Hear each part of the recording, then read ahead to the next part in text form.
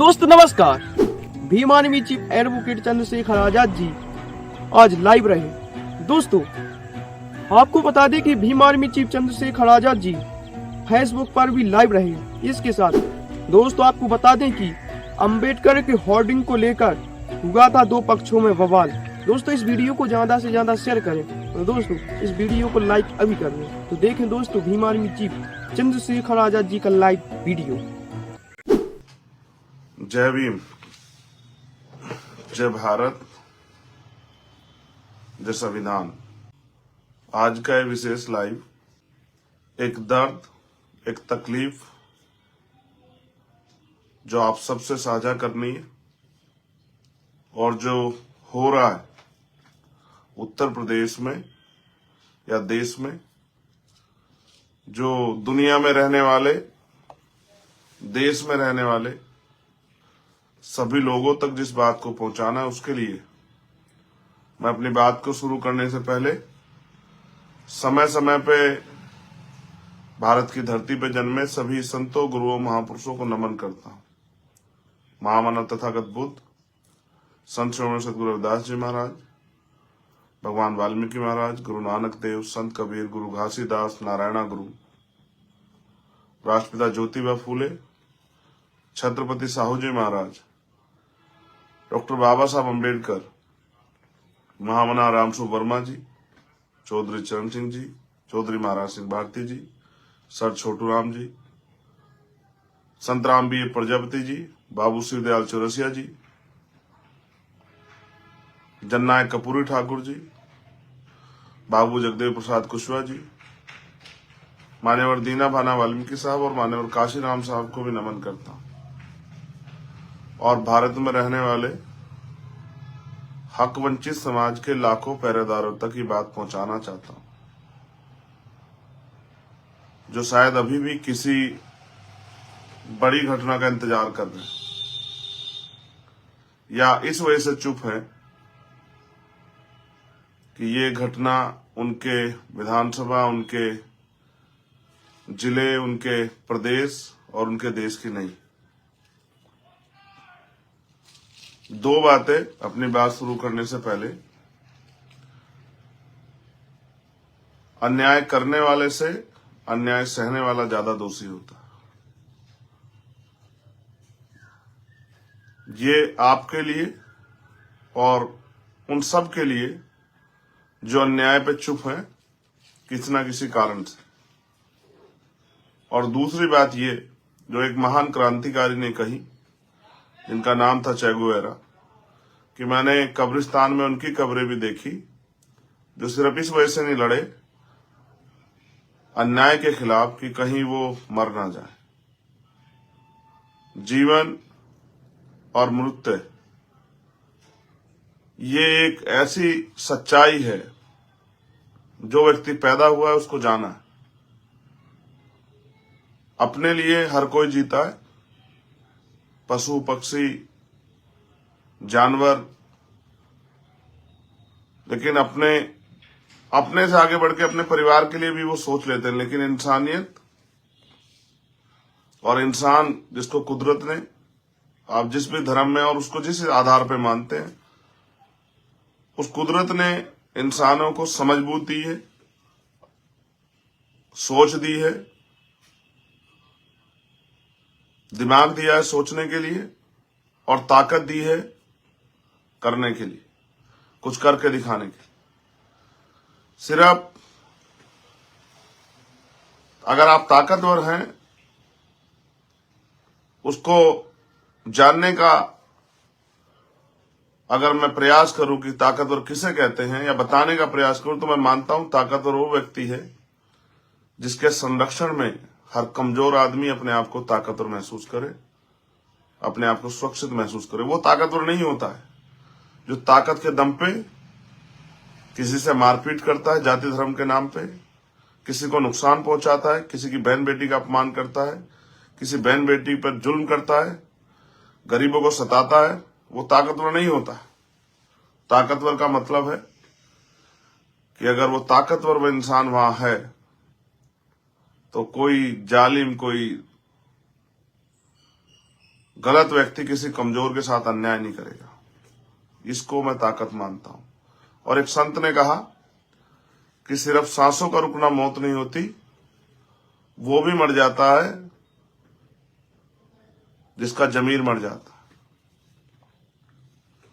मेरे हक वंचित समाज के पहरेदारों, ये देश 14 अगस्त को 1947 को अंग्रेजों के अधीन था। 15 अगस्त 1947 को आजादी मिली। 16 अगस्त को 17 अगस्त को क्या बदला, ये चर्चा का विषय है। 14 तारीख को जिनके पास एक गज जमीन नहीं थी, घर नहीं था, नौकरी नहीं थी, खेती के लिए जमीन नहीं थी, जिनके पास रोजगार नहीं था, जिनको स्कूलों में पढ़ने की आजादी नहीं थी, जिनको सार्वजनिक स्थलों पर जाने की आजादी नहीं थी, जिनके पास कोई उद्योग नहीं था, आजादी की सुबह के साथ उनके जीवन में क्या बदला, धन धरती राजपाट में बंटवारा हुआ या नहीं हुआ, जो लोग हाशिए पे थे उनके जीवन में सुख शांति और खुशहाली है, इसके लिए क्या प्रयास हुआ। और अगर 75 सालों में लोगों के पास घर भी नहीं बन पाए, पक्के गांव देहात में जाकर देखिए तो आपको एहसास होगा कि राजनीतिक व्यवस्था ने हमें क्या दिया है। मैं आज जो लोगों से वादे करता हूं वो हवाबाजी नहीं करता हूं। मैं राजनीतिक शक्ति को समझता हूं कि राजनीतिक शक्ति के जरिए कितने बड़े परिवर्तन हो सकते हैं। लेकिन मेरे सम्मानित भाइयों बहनों, मुझसे बड़े बुजुर्गों, नौजवान साथियों, मैं रामपुर की घटना में अपनी बात रखूंगा। क्या हुआ रामपुर में? मीडिया ने एक नैरेटिव सेट किया, झूठ भी फैलाया कि दो पक्षों में झगड़ा हुआ। कोई दो पक्षों में झगड़ा नहीं हुआ। एक जमीन थी जिसपे कूड़ा कचरा डाला जाता था, जो शेड्यूल कास्ट के जो लोग रहते हैं जहां, उन्हीं जातियों के घरों के पास वो जमीन थी। जैसा मैंने कहा, धन धरती राजपाट नहीं बटा है, तो उनके पास कोई बाबा साहब अम्बेडकर का पार्क, कोई बुद्ध विहार, कोई अम्बेडकर भवन, कोई गुरु रविदास घर, कोई भगवान वाल्मीकि महाराज का घर, या कोई भी ऐसा स्थल नहीं है जहां बैठ के अपनी बातचीत कर सके और अपने त्योहारों को सामूहिक रूप से जहां जो है वो मना सके। जिन पे ऐसा कुछ भी नहीं था आजादी से पहले, सरकार ने क्या उनके लिए व्यवस्थाएं की है? क्यों हमारे लोगों को छोटी छोटी चीजों पे संघर्ष करना पड़ता है? ये जिम्मेदारी किसकी है? जो सरकार टैक्स लेती है उसकी, या जो जनता टैक्स देती है उसकी? ये करना सरकार को चाहिए था। ये जिम्मेदारी अधिकारी कर्मचारियों की थी कि सबकी धार्मिक आस्था का, सबके अधिकारों का सम्मान रखा जाए। लेकिन जिनकी जिम्मेदारी थी वो जिम्मेदारी से भाग गए। आज का लोकतंत्र तो जिसकी लाठी उसकी भैंस हो गया। 2 महीने पहले उस पार्क पर बाबा उसकी सफाई करके हमारे लोगों ने अपना कूड़ा कचरा हटा के और उस पर बाबा साहब अम्बेडकर का बोर्ड लगाया, जिसको ग्राम प्रधान ने जिसके फीता जिसका काटने काम किया, उस बोर्ड का अनावरण किया। यानी कि वो बोर्ड सबकी सहमति से लगा और 2 महीने से वो बोर्ड, बड़ा पक्का बोर्ड वहां स्थापित है। एक दिन में नहीं लगा, रात के अंधेरे में नहीं लगा, दिन के उजाले में सबके सामने लगाया। और गांव के कुछ लोगों को उस पे उनका विरोध था कि ये यहां नहीं बनना चाहिए। जिनका विरोध था वो भी वहां से बहुत दूर रहते हैं, लगभग 1 किलोमीटर के लगभग दूर रहते हैं। ये बात शासन प्रशासन के पास गई। हमारे लोगों ने वहां के अधिकारियों से बात कही और उनसे कहा कि ये ग्राम पंचायत की जमीन है, हम इस पे काबिज हैं, हम इस पे बाबा साहब अम्बेडकर का पार्क चाहते हैं। वो कई बार अधिकारियों के पास गए। अधिकारियों की लापरवाही की वजह से, अगर ये बात अधिकारियों ने पहले सुननी होती तो आज इतनी बड़ी घटना को अंजाम नहीं दिया जाता। अधिकारियों की लापरवाही, उनकी हिलावाली और दलितों के प्रति, मुसलमानों के प्रति, पिछड़े वर्ग के जातियों के प्रति, आदिवासियों के प्रति जो सरकार का रवैया है, उसी का खामियाजा उस गांव के लोगों को भुगतना पड़ा। उस दिन हुआ ये कि माताएं बहनें पार्क पर थी, गांव का कोई पुरुष नहीं था। जो बच्चे पेपर दे के आए, सुमेश जिसकी हत्या हुई वो भी 10वीं का पेपर दे के आया था। वो मौजूद थे। पुलिस, कुछ थोड़ी सी पुलिस वहां मौजूद थी। अचानक से अहंकार में एसडीएम साहब जो है, साहब कहना पड़ेगा क्योंकि अब बड़े अधिकारी हैं, एसडीएम साहब मौके पर आ जाते हैं। अधिकारी के ऊपर जिम्मेदारी होती है। अधिकारी मालिक नहीं होता है, अधिकारी कर्मचारी होता है, जनता का सेवक होता है। उसी जनता के टैक्स के पैसे से उसको तनख्वाह मिलती है, उसी से उसको खाने के लिए अच्छी रोटी और सुख सुविधाएं मिलती है, पद प्रतिष्ठा मिलती है, उन्हीं जनता की सेवा करने के लिए। आते एसडीएम साहब खाकी पहने हुए कर्मचारियों को आदेश देते हैं कि इनको हटाओ। जब महिलाओं को हटाया जाता है तो महिलाएं इसका विरोध करती हैं। आप जाकर देखेंगे, मैंने जाकर देखा है, वो रेतीली जमीन है, एक कंकड़ आपको नहीं मिलेगा वहां। महिलाएं वहां लाठी डंडे तलवार लेके नहीं खड़ी थी, उनको तो उम्मीद भी नहीं थी कि उनके साथ क्या होगा। और फिर पुलिस की लाठी उन महिलाओं के शरीर पे पड़ती है, उनको पीटा जाता है, गलत जगह से छुआ जाता है, धक्के दिए जाते हैं। वो जो बच्चे उनके साथ खड़े थे वो विरोध का हिस्सा बनते हैं। आप महसूस कीजिए, लॉ एंड ऑर्डर मेंटेन के नाम पे जो तांडव वहां हुआ, नरसंहार जो हुआ वहां, उसको भी आप समझिए कि आपने कहीं नहीं देखा होगा। पूरे देश में हजारों घटनाएं हमने देखी हैं। बड़ी बड़ी जमीनों पे पूंजीपतियों ने कब्जा कर रखा है, दबंगों ने, ताकतवर लोगों ने कब्जा कर रखा है। वो एक एक गज जमीन नहीं छुटा सकती सरकार। इतनी पंचायत की जमीन जो है, ग्राम पंचायत की, दबी हुई है हर गांव में। कहीं 200 बीघे, कहीं 300 बीघे, लेकिन उस 1.5-2 बीघे जमीन पर, जो कि पहले से दलित उस पर काबिज थे,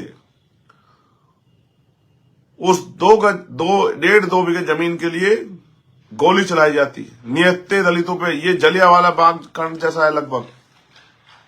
गोली चलाई जाती है, एक बच्चे के सिर को चीर के गोली निकल जाती है फाड़ते हुए, और एक बच्चों को 2 टांग में गोली लगती है, एक को हाथ में लगती है। और ये होने के बाद भी पुलिस गोली चलाती है। 8-10 राउंड जो मुझे बताया गया गोली चली। जब उसके परिवार के लोग उस बच्चे को खींच के बाबा साहब के बोर्ड पर ले आते हैं, और जब अहंकारी एसडीएम को वो नौजवान 17 साल का खून में लथपथ बंद सांस से दिखाई देता, तो एसडीएम के पैर उखड़ जाते हैं, एसडीएम भाग जाता है। आपने देखा कोई एसडीएम नाम पद का कर्मचारी पत्थर उठा के महिलाओं को पीटता है, और मैंने वीडियो भी जारी करवाई। आप देखिए किस तरह से जातिगत गालियां दी जा रही हैं, जैसे मन मना के ये सब चीजें की गई। फिर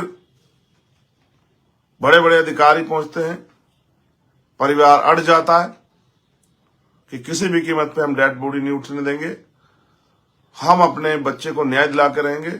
अधिकारी जाके समझाते हैं, बात आगे बढ़ती है। जो पुलिस पूरे गांव की घेराबंदी कर देती है, नया आदमी कोई जा नहीं पाता है, और बड़ी देर के बाद घायलों को अस्पताल लेके जाया जाता है। आपको जान के अचरज होगा कि सोमेश ने तो मौके पर दम तोड़ दिया, लेकिन अमित जो अस्पताल जाता है, उसके दोनों पैरों में गोली लगी हुई है, और यह बताया गया कि उसके पैर में गोली है, फंसी हुई है गोली। लेकिन आपको जान के आश्चर्य होगा, मैंने कुछ देर पहले ट्वीट किया था, कुछ घंटे पहले, अभी तक अमित के पैर की गोली नहीं निकाली गई। 36 घंटे ज्यादा समय बीत गया। मैंने कल भी ये शंका जाहिर की थी कि ऐसा ना हो इन्फेक्शन होकर उसकी टांगे काटनी पड़े या उसकी जान चली जाए। क्यों सरकारी हॉस्पिटल में उसका इलाज अच्छा नहीं हो रहा है? क्यों उसको हायर सेंटर रेफर नहीं किया जा रहा है? अगर डॉक्टर कमी है, किसी और चीज की कमी, क्योंकि वो आई विटनेस है, उसने मौके पे देखा है सब चीजें होते हुए। वो एक एक आदमी को पहचानता है। आपको याद होगा हाथरस की बेटी के समय मैंने कहा था कि अगर उसको बचा लिया जाएगा, जिस तरह से मीडिया उसके आरोपों को निगलेक्ट कर रही थी, कि जो परिवार ने लगाए थे कि भाई ऐसा कुछ नहीं हुआ, मैंने कहा था उस बच्ची को बचा लो, वो स्वयं बता देगी उसके साथ किसने, कब, कहां और क्या क्या अपराध किया है। उसी तरह से मैंने अमित के ऊपर भी चिंता जाहिर की कि अमित को बचाना चाहिए।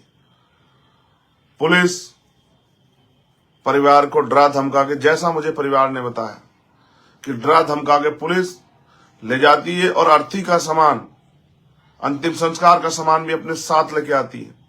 एक कपड़ा परिवार को नहीं डालने दिया पुलिस ने उस बच्चे के ऊपर, जिस बच्चे को मां ने 9 महीने पेट में पाल के रखा और 17 साल का अपना खून, दूध रूपी खून पिला पिला के बड़ा किया।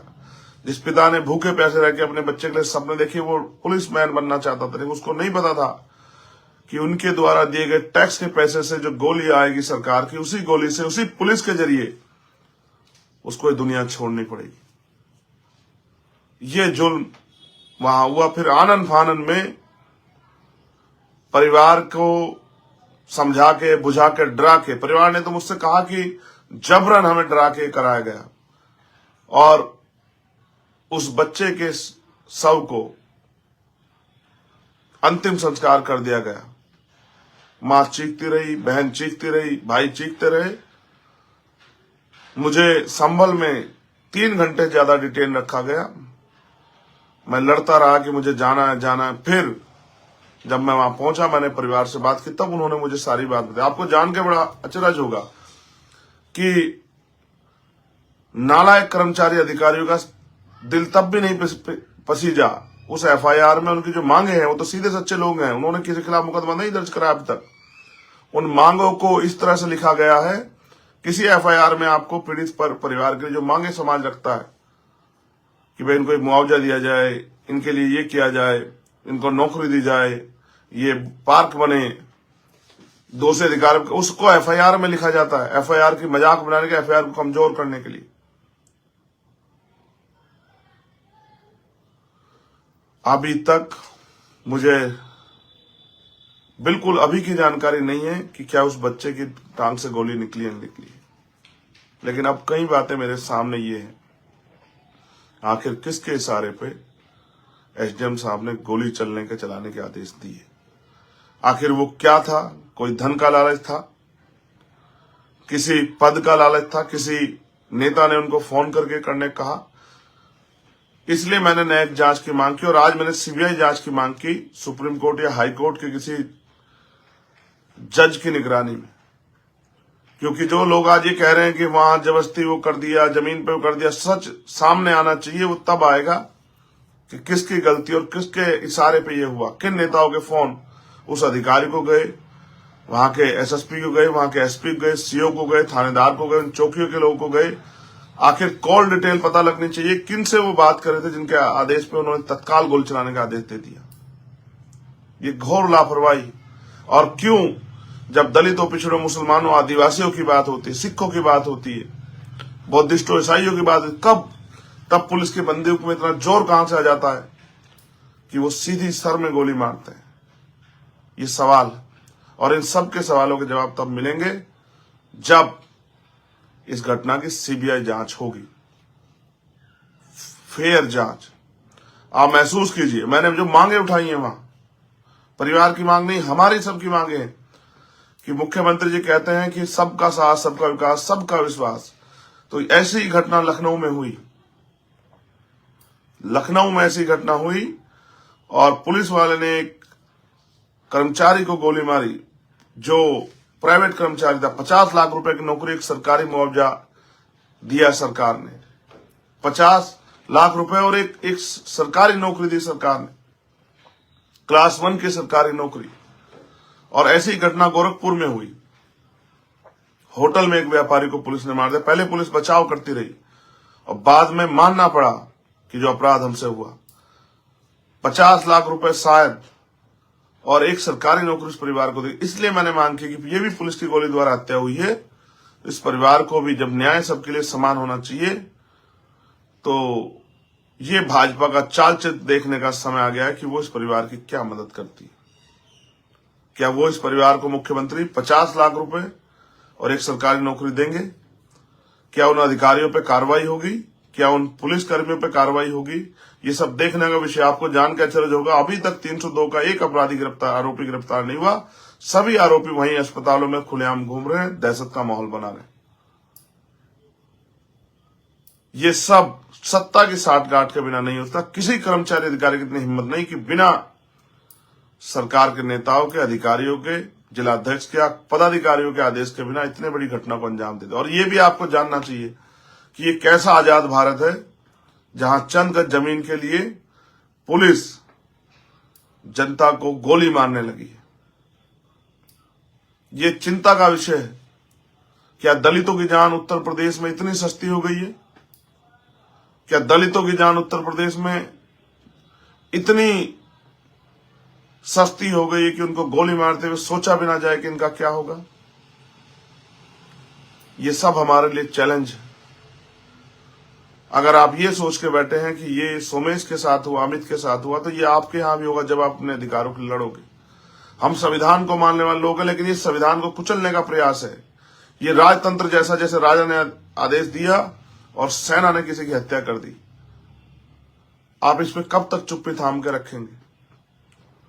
अगर अमित को कुछ होता है या अमित का अच्छा इलाज नहीं होता, अभी मैंने एफआईआर भी पढ़ी, 307 नहीं लगी एफआईआर में क्योंकि अमित को गोली लगी हुई है, 307 धारा नहीं लगी है।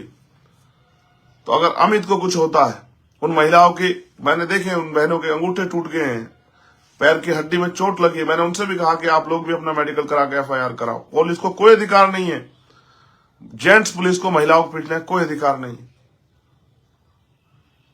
महिला पुलिस अगर महिलाओं को रोकने का काम करती समझ आता, लेकिन अगर पुरुष पुलिस महिलाओं को पीटने का काम करती है, उनको जातिगत गालियां देती, तो आप समझना चाहिए कितना प्रेशर होगा पुलिस के ऊपर, कितना जो है उनको कहा गया हुआ है सब करने के लिए। और ये एक साजिश भी हो सकती है पिछड़े और दलित वर्ग के लोगों को लड़वाने की। जैसा मैंने कहा, दो पक्षों में कोई विवाद नहीं था जो मीडिया ने चला है, कोई विवाद नहीं था। विवाद था, वो भूमि पे काबिज थे और पुलिस उनको हटाना चाहती थी, वो बुलडोजर ले आई। लेकिन बाबा साहब का बोर्ड हटने देने के लिए, बाबा साहब के अपमान को अपने आंखों से देखने के लिए हमारी बहनें, महिलाएं तैयार नहीं थी। आप समझिए, एक बाबा साहब के बोर्ड के लिए वो महिलाएं जो बहुत पढ़ी लिखी नहीं है, उनके दिल में बाबा साहब की जगह है। अगर बाबा साहब के संविधान से छेड़खानी करने का भारतीय जनता पार्टी प्रयास करेगी तो इस देश में क्या होगा? ये अम्बेडकरवादियों की ताकत है। ये बाबा साहब ने जो हमारे लिए किया, और उनके बाद के जो महापुरुष थे, माननीय काशीराम साहब और जो उनके और साथी थे, उन्होंने ये आंदोलन के जरिए हमारे दिलों में भर दिया कि बाबा साहब अम्बेडकर के सम्मान और संविधान के सम्मान के लिए हम कुछ भी कर सकते। 2 अप्रैल 2018 का आंदोलन इस बात का उदाहरण है कि जब हम अपने हकों को बचाने के लिए आएंगे तो हर कीमत से गुजर जाएंगे। मेरे भाइयों बहनों, बहुजन समाज के पहरेदारों, ये संविधान है जो पाल, प्रजापति, कश्यप, सैनी, मौर्य, शाक्य, कुशवा, निषाद, राजभर, जाट, गुर्जर, विश्वकर्मा, सैन का बच्चा, चमार, वाल्मीकि, पासी, धोबी, कोरी, खटीक का बच्चा, मुस्लिम समाज में जो बैकवर्ड जातियां जो हैं, ओबीसी जातियां, उनके बच्चे कुर्सी पर बैठ जाते हैं संविधान की वजह से। और ये कुर्सी पे बैठना आपको चुभ रहा है सत्ता में बैठे लोगों को, इसलिए वो लगातार आरक्षण पे हमला कर रहे हैं, लगातार सरकारी नौकरियां खत्म कर रहे हैं, लगातार लोकतंत्र की हत्या कर रहे हैं, पैसे के आधार पर राज करना चाहते हैं और डंडे के आधार पर राज करना चाहते हैं। आज नहीं जागे तो कब जागोगे? कल किसी सोमेश, अमित के साथ फिर ये होगा। और अकेला चंद्रशेखर कितनी घटनाओं में जा क्या क्या कर लेगा। पूरी हिम्मत तो करता हूं सभी जगह पहुंच जाऊं, पूरी हिम्मत करता हूं, लेकिन राजनीतिक ताकत भी बन जाए इसलिए भी लड़ रहा हूं, प्रयास कर रहा हूं, संघर्ष कर रहा हूं। मैं ये सवाल छोड़ता हूं आपके सामने, आखिर इससे ज्यादा आगे बढ़ के हम लोग क्या कर सकते हैं? और अगर आज भी आप चुप हैं और हमारा साथ नहीं दे रहे हैं तो आप सोचिए कि कल जब कुछ बचेगा नहीं तो फिर आप लड़ाई को किसके सहारे और कैसे लड़ेंगे? मैं सीबीआई जांच की मांग करता हूं जिससे दूध का दूध और पानी का पानी हो जाए और उन अधिकारियों पे सख्त कार्रवाई की मांग करता हूं। सिर्फ हटाने से काम नहीं चलेगा, उनको नौकरियों से, उनको जो है उनकी नौकरियों से बर्खास्त उनको किया जाए और उनको गिरफ्तार करके जेल में भेजा जाए। उस परिवार की मांगों को माना जाए। जिस तरह का न्याय मुख्यमंत्री ने अन्य लोगों के साथ किया, क्या मुख्यमंत्री जातिवादी हैं जो दलितों के साथ एक ट्वीट नहीं कर पाए अभी तक? इतनी बड़ी घटना पर उनके पुलिस के द्वारा जो अपराध किया गया उस पर क्या मुख्यमंत्री इस परिवार को मिलने बुलाएंगे या मिलने जाएंगे? दलितों का हितैषी होने की बात करने वाले मुख्यमंत्री जी, दलित सम्मेलन करने वाले हापुड़ से बहुत दूर देरी का रास्ता नहीं। आपने पहला सम्मेलन हापुड़, उसमें बुलंदशहर हापुड़ में किया था। क्या आप जाएंगे परिवार से मिलने? क्या आप उनके आंसू पूछेंगे? उनके घर खाना खाने का दिखावा करने वाले मुख्यमंत्री जी, प्रधानमंत्री जी, क्या आप दलितों के आंसू पूछोगे? ये कहने वाले कि दलितों को मत मारो, मुझे मार लो, ये बातें करने वाले प्रधानमंत्री जी, क्या आपका दिल पसीजा? जब 17 साल के बच्चे के साथ खून की होली आपकी उत्तर प्रदेश की डबल इंजन की सरकार की पुलिस ने खेली, उस मां को आप जवाब दे पाएंगे? उस बहन को जिसने अपना भाई खो दिया उसको जवाब दे पाएंगे? उसके पिता को जवाब दे पाएंगे? रोज ये घटनाएं होती हैं, रोज होती हैं। मैं सब पे नहीं जा सकता, मगर मैं आपसे पूछना चाहता हूं कि अपने देश में क्या हम दसवें दर्जे के नागरिक नहीं हो गए? क्या हम इस देश में संविधान के रहते इस जुल्म को सहने के लिए मजबूर नहीं हो रहे? और अगर हो रहे हैं तो फिर जागिए, इस अन्याय के खिलाफ बोलिए। अगर आप भाजपा में भी हैं, भाजपा किसी मोर्चे के सदस्य हैं, भाजपा में आप MP MLA मंत्री हैं, तो अगर वास्तविकता में आपका जमीर जिंदा है, आप वास्तविकता में समाज के हितैषी तो बोलिए। और अगर आप नहीं बोल सकते तो आपको कोई अधिकार नहीं है कि बाबा साहब अम्बेडकर के द्वारा दिए गए अधिकारों पे, उनकी हिस्सेदारी पे काबिज होके आप उनके पिछलग्गू, उनके पिट्ठू बन के समाज की पीठ में छुरा घोंपे। आप जिस भी दल में हैं, इस अन्याय के खिलाफ बोलिए, बोलने की हिम्मत जुटाइए। CBI इनकम टैक्स का डर छोड़िए। समाज को हमारे बड़े नेताओं की जरूरत है। मैं जे इतनी हिम्मत भी हमारे में आजाद समाज पार्टी वो जुटा रहे हैं, लेकिन जो बड़े नाम वाले नेता, मैं उनसे भी कहूंगा कि आज समय है उस समाज के साथ खड़े होगा जिस समाज ने आपको ताकत दी, जो समाज आपकी आवाज बना, जिस समाज की वजह से आप कुर्सी बैठे। उनके बच्चों को, उनकी बेटियों को, उनके बेटों को, उनकी पत्नियों को, उनके परिवार के लोगों को, बुजुर्गों को आज आपकी जरूरत है। आज आपकी चुप्पी उत्तर प्रदेश और देश में दलितों के दमन का कारण बन रही है। यह अन्याय कितने दिन चलेगा? दलितों की हत्याएं कब तक होंगी? पिछड़े मुसलमानों और आदिवासियों की हत्याएं कब तक होंगी? इसका जवाब भी उत्तर प्रदेश और केंद्र की डबल इंजन की सरकार को देना चाहिए। आखिर आजादी के बाद अब तक हमें मिला क्या है? आज तक हम पे, मैं लौटा जब उस गांव से, उसके बराबर वाले गांव में, मेरे नाम याद है, कपरानी का मजरा, दौड़ के आए लोग, मेरी माएं बहनें दौड़ के आए, और मैंने पूछा रोजगार क्या है, तो मजदूरी। आने वाले समय में तो आज तो 20 आदमियों का काम एक मशीन कर देती है, सारी मजदूरी खत्म हो जाएगी। तो क्या मेरे लोग इस देश में भूखे नंगे रहेंगे? पक्के मकान भी अभी तक नहीं बने उन लोगों के। तो आपकी राजनीति ने, आपकी राजनीतिक व्यवस्था ने इस देश के दलितों, पिछड़ों, आदिवासी, मुसलमानों को दिया क्या है? आपको इसका जवाब देना पड़ेगा। आज नौजवान दुखी है बेरोजगारी की मार से, महंगाई की मार से। गरीब दुखी है, किसान दुखी है, फसलों के दाम नहीं मिल रहे, किसान आंदोलन कर रहा है। व्यापारी दुखी है, छोटा व्यापार खत्म होता जा रहा है। आप पूंजीपतियों के दलाल बन गए हो। भाजपा के नेता 15-15, 14-14 लाख करोड़ रुपए उनके माफ करते हो। गरीब के 5,000 रुपए के बिल पर उसका कनेक्शन काट के उसको मुकदमा लिख के जेल भेजते हो। किसान सुसाइड करता है, नौजवान सुसाइड करता है, पेपर भर्ती लीक होते हैं। ये कौन सा लोकतंत्र है जिसमें अपनी बात को कहने की आजादी भी नहीं? और जिन पे नहीं है वो किन से कहेंगे? जमीन आकाश से थोड़ा ही पैदा होगी। हमारी भी आस्था है, हमारा भी धर्म है, हमारा विश्वास है, इस मुल्क में हमारी भी हैसियत है, हम भी इसमें टैक्स देते हैं। क्या हम इंसान नहीं? क्या हमें कुचला जाएगा? कितने कितने सोमेश अमित की हत्या के बाद जाएंगे मेरे लोग? अभी भी समय है। जब सब मिट जाएगा तब क्या करोगे? मैं वो कहानी आपको सुनाता हूं, अक्सर सुनाता हूं अपने लोगों को, कि एक जंगल जल रहा था।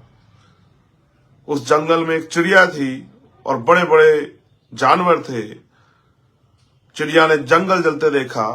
वो चिड़िया दौड़ के जाती, चोंच में पानी भर के लाती, आग को बुझाने का प्रयास करती। एक बड़ा सा पशु बैठ के तमाशा देख रहा था। उस पशु ने कहा कि चिड़िया, हंसते हुए कहा, चिड़िया जल जाओगी, आग नहीं बुझेगी। तो चिड़िया ने जो जवाब दिया सुनने लायक था कि हाँ मुझे पता है मैं जल जाऊंगी, हाँ मुझे पता है कि मेरे प्रयास से शायद ही आग ना बुझे, लेकिन इस जंगल का इतिहास लिखा जाएगा तो मेरी गिनती वफादारों में होगी, पहरेदारों में होगी, सिपाहियों में होगी, हमदर्दों में होगी, और तेरी गिनती गद्दारों में होगी। मैं आपको पूछना चाहता हूं, जब बाबा साहब का संविधान खत्म हो जाएगा, लोकतंत्र खत्म हो जाएगा, वोट देने का अधिकार खत्म हो जाएगा, तो आपकी बस्ती में कोई पैर रखने आएगा क्या? आपकी सुनवाई कोई करेगा क्या? हमारे पढ़े लिखे नौजवान बेरोजगार घूम रहे हैं, बैकलॉग भरा नहीं जा रहा है, प्रमोशन रिजर्वेशन सुप्रीम कोर्ट ने कहा है कि SC/ST के लोगों को मिलना चाहिए, मैं तो चाहता हूं OBC के लोगों को मिले, लेकिन कौन सी सरकार दे रही है? आप पिछड़े दलित वर्ग के लोग, आदिवासी लोग भाजपा को अपना हितैषी मानने का गलती कर रहे हो। ये वही भाजपा है, ये वही RS के लोग हैं जिन्होंने जिंदा रहते बाबा साहब अम्बेडकर की सब यात्रा निकाली। हाँ, मुझे पता है इस जुल्म के खिलाफ इतनी ताकतवर आवाज बनने का खामियाजा मुझे भुगतना पड़ता है, मुझे जेल जाना पड़ता है, मेरी पीठ पर लाठियां पड़ती है, मुझे जुल्म सहना पड़ता है, जेलों में रातें काटनी पड़ती हैं, अन्याय सहना पड़ता है, और जब मैं चुप नहीं होता तो मेरे ऊपर गोली चला जाती है। लेकिन हो सकता है कल फिर गोली चले, हो सकता है 10 दिन बाद फिर गोली चले, हो सकता है मैं मारा जाऊं, लेकिन मैं इस अन्याय के खिलाफ चुप रह जाऊं, ये मैंने नहीं सीखा है। अगर मैं भी औरों की तरह राजनीति पैसों के लिए, पावर के लिए, सुख सुविधाओं के लिए करता, MP MLA के लिए बनने के लिए करता, तो शायद कभी का जमीर का सौदा कर लेता। लेकिन मैंने इस बात को इसलिए समझा कि जब मैंने अपने पिता को अपने हाथों में मैंने दम तोड़ दिया मेरे पिता ने, तब मुझे समझ आया कि पॉलिटिकल पावर क्या है। उस समय राजनीतिक शक्ति मेरे पास होती, या कोई राजनीतिक शक्ति वाला व्यक्ति मुझसे जुड़ा होता, तो शायद मेरे पिता मेरे आज जिंदा होते। मैं भी उनके पैर छू के आशीर्वाद लेता और पूरी ताकत से जो भी लड़ाई में लड़ता मैं लड़ पाता। लेकिन उस दिन मेरे जीवन में तब्दीली, और सबसे बड़ी तब्दीली तब हुई जिस दिन मेरे ऊपर गोली चली। उस दिन मैंने तय कर लिया कि मैं किसी का दिल नहीं दुखाऊंगा, लेकिन मैं अपने जीवन का एक एक पल इस आंदोलन को दूंगा, गरीबों के आंसू पूछने के लिए, उनके ऊपर होने वाले जुल्म को रोकने के लिए दूंगा। मैं अपनी बात के लिए संकल्पित हूं, और मैं आज फिर कहता हूं कि सूरज पूरब की जगह पश्चिम से उदय हो सकता है, लेकिन चंद्रशेखर आजाद इस लड़ाई में पीछे नहीं हट सकता है। मैं आपसे भी अपील करता हूं कि इस लड़ाई में हमारा साथ दीजिए। मैं आपसे भी कहता हूं कि जुल्म के खिलाफ लड़ने में आप हमारी हिमायत कीजिए। अगर साथ भी नहीं देते तो कम से कम बोलिए, जो जुल्म करने वाले के हाथ रुके, उसकी ताकत कमजोर पड़े। ये लोकतंत्र है, यहाँ जनता के पास ताकत है। आप तय करते हो कि कौन कौन ताकतवर होगा, कौन कमजोर होगा। आपकी चुप्पी कल और लोगों का खून बहाएगी। आपकी चुप्पी इस देश को जो बेचने वाले लोग हैं उनको ताकत देगी, और आप अगर बोलने लगे तो हमारा लोकतंत्र और संविधान भी बचेगा। आपकी वो एकजुट होना पड़ेगा। मैं अपने कर्मचारी साथियों से भी कहता हूं, मैं जहां नगीना में लड़ रहा हूं वहां मुझे आपकी मदद की जरूरत है। आपके दोस्त रिश्तेदार साथी वहां रहते होंगे। मैं दलित, पिछड़े, मुसलमानों, आदिवासियों, सिखों, जैन, बुद्धिस्टों, ईसाइयों, हर न्याय पसंद व्यक्ति से कहना चाहता हूं, अपनी माँ बहनों से कहना चाहता हूं, इस लड़ाई में मुझे मौका दें कि मैं इस लड़ाई को लड़कर दिखाऊं कि किस तरह से सेवा भाव से राजनीति होती है, और राजनीति के जरिए किस तरह से गरीबों की जिंदगी बदली जाती है। सब कुछ संभव है, लेकिन संभव वही कर सकते हैं जिनके पास शक्ति है। हम राजनीति में कामयाब हुए बिना इस जुल्म जाति खत्म नहीं कर सकते हैं। तो नगीना के लिए मेरी आपसे अपील है, और संगठित होने की देश भर में आपसे अपील है। और कितनी जो है परीक्षा देने के बाद आपको समझ आएगा कि देश में कौन लड़ रहा है और कौन बैठ के तमाशा देख रहा है।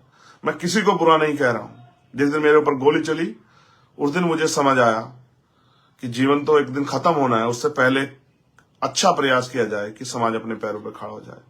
मैं एक एक व्यक्ति को जो फील्ड में मिलता है उसको भी समझाता हूं, जहां सैकड़ों लोग होते हैं, हजारों, उनको भी समझाता हूं कि इस देश में अगर जीना है तो राजनीतिक शक्ति कितनी जरूरी है और जागरूक होना कितना जरूरी है। मेरा प्रयास है भीम आर्मी आजाद समाज पार्टी के साथियों के माध्यम से कि लोग जागरूक हो। जिस दिन लोग जागरूक हो गए उस दिन अपने अधिकारों को प्राप्त कर लेंगे। आप महसूस करो, इतने लोगों की जिंदगी बदल गई बाबा साहब अम्बेडकर संविधान देखिए। संविधान नहीं रहेगा तो हमारी आजादी का क्या होगा? हम किस बात का इंतजार कर रहे हैं? इस जुल्म को रोकने के लिए बोलना सीखिए, लोगों को जागरूक करना सीखिए। और मैं फिर कहता हूं, मैं सरकार को चैलेंज देके कहता हूं, सरकार एक बात जान ले कि हम संविधान के खिलाफ कोई भी अन्याय या कोई भी साजिश बर्दाश्त नहीं करेंगे, लेकिन हम अपने लोगों को मरने भी नहीं देंगे। आज करो मरो की स्थिति में मैं आपसे मदद की अपील करता हूं कि आप इस लड़ाई में मेरे साथ खड़े हो। मुझे गाली देने की, मेरे विरोधियों को मैं कहूंगा मुझे गाली देने की बजाय एक बार मुझे मौका देके देखिए, मेरे साथ खड़े होकर देखिए, आपको एहसास होगा कि चंद्रशेखर आजाद जिसने जान को दांव पे लगा दिया। लोग पेट के लिए, पैसे पावर के लिए, साधन संसाधन के लिए सब काम करते हैं, और मैं, क्योंकि मैं गरीबी में पल के आया हूं, दुख सह के आया हूं, मैं अपने लोगों के जीवन बदलने के लिए इस काम करना चाहता हूं। मैं हर उस माँ की आवाज के आंसू पूछना चाहता हूं जिसने बचपन से लेके और अब तक जो है गरीबी, बेबसी, लाचारी देखी, जिसने कभी सुख सुविधाएं देखी नहीं। अपने उस भाई की आवाज बनना चाहता हूं जिसने पढ़ लिख के जो बेरोजगार घूम रहा है, जिसके माँ बाप ने पेट काट के उसको पढ़ाया है, उसको हिम्मत ताकत दी है। मैं उस बहन की आवाज बनना चाहता हूं जो आज भी भारत और उत्तर प्रदेश, प्रदेश के किसी भी कोने में डर के साए में जी रही है कि उसके साथ कभी भी कोई अन्याय, अपमान हो सकता है। मैं यार उस कमजोर की आवाज बनना चाहता हूं जिसके साथ, जिसको दबाया जा रहा है, जिसके साथ जुल्म हो रहा है। मैं संविधान के रक्षक के रूप में इस लड़ाई को आगे बढ़ाना चाहता हूं, आपसे मदद चाहता हूं। मैं सरकार से कहूंगा, आप कमजोर मत समझिए कि हम इस लड़ाई को भूल जाएंगे और चुप हो जाएंगे। एक बहुत बड़ा आंदोलन हम लोग इसी लड़ाई को आखिरी लड़ाई मान के रामपुर की लड़ाई को तय करेंगे। आप मेरी बात को याद रखना। क्या तो सरकार जिस तरह से और लोगों को न्याय दिया उस तरह से उस परिवार को न्याय दे, वरना उत्तर प्रदेश और देश में कमर कस ले कि हम किसी से बड़े आंदोलन करने के लिए तैयार हैं। इस दर्द को रोज रोज अपने लोगों को मरता देख के जो तकलीफ होती है वो ऐसे नहीं, उसको नहीं बताया जा सकता शब्दों में।